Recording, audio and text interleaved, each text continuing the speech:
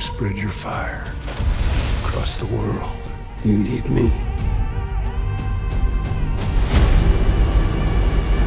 We must fight! I call upon the warrior mother.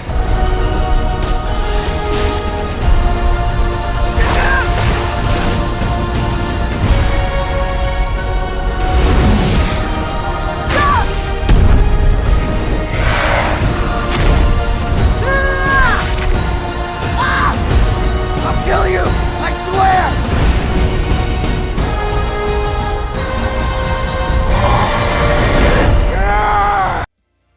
Alright, I'll be honest straight away, I really wanted Avatar: Fire and Ash to be the movie of the year for me. Something huge, something bold, one of those films that reminds you why you go to the cinema in the first place. But yeah, unfortunately, that's not what happened. I walked out of this feeling pretty disappointed, and what's worrying is that this is now a pattern with the Avatar films. With each new installment, it feels like the magic is slowly fading. So let's talk about Avatar: Fire and Ash and why it did not work for me. I've got a lot of respect for James Cameron. When he does something, he usually goes all in, and with Avatar, expectations are always sky high. The first film had forests, The Way of Water took us to the oceans, so naturally, with a title like Fire and Ash, I thought, okay, we're going somewhere new here. Maybe volcanoes, lava, a harsher side of Pandora we haven't really seen or explored before. But honestly, that evolution just never comes. Yes, the film looks incredible, because of course it does, but it also feels weirdly safe, familiar, and for a franchise built on pushing boundaries, that's disappointing. This film is 3 hours and 15 minutes long, and I don't say this lightly, it really feels it. Long films can be amazing when they're justified, when every scene matters. This one doesn't earn that runtime. And the weird thing is, it's not bad in an obvious way, it's just boring. I found myself admiring the visuals rather than actually being pulled into the story, and that's a massive problem for a film that's meant to be this immersive. Rewatching the original Avatar really highlights what's missing here. That film still holds up incredibly well. Pandora feels alien, dangerous, and alive, and the story is simple in the best possible way. Humans want unobtainium, the Na'vi want to protect their home. That's the core conflict. And everything else, including Jake and Neytiri, grows naturally from that. It's focused, clear, and effective. Fire and Ash doesn't have that clarity at all. This is where the film really starts to lose me. There are just too many story threads happening at once, and none of them are given enough time to fully develop.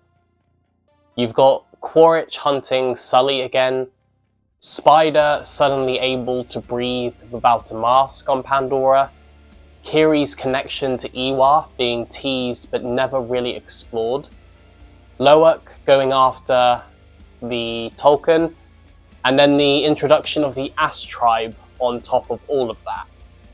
Individually, some of these ideas are interesting, but altogether it's just too much.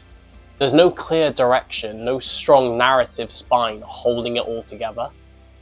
Because the film is juggling so many things, it never lets you properly connect with the characters. There are so many of them that none really get the developments they need. And because of that, moments that are clearly meant to hit emotionally just don't land. When a 3-hour film fails to make you care, that's a serious issue. The title sets expectations and the film just doesn't live up to it. After forests and oceans, I genuinely thought this would be the chapter when Pandora feels more dangerous and unfamiliar.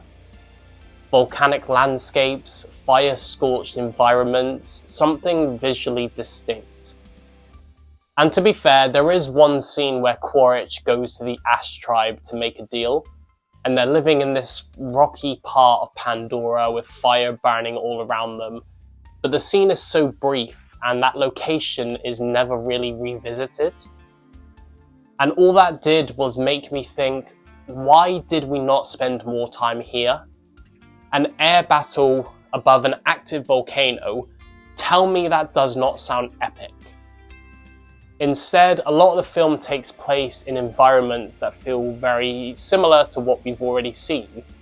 At times, it honestly feels like The Way of Water Part 2 rather than a proper new chapter.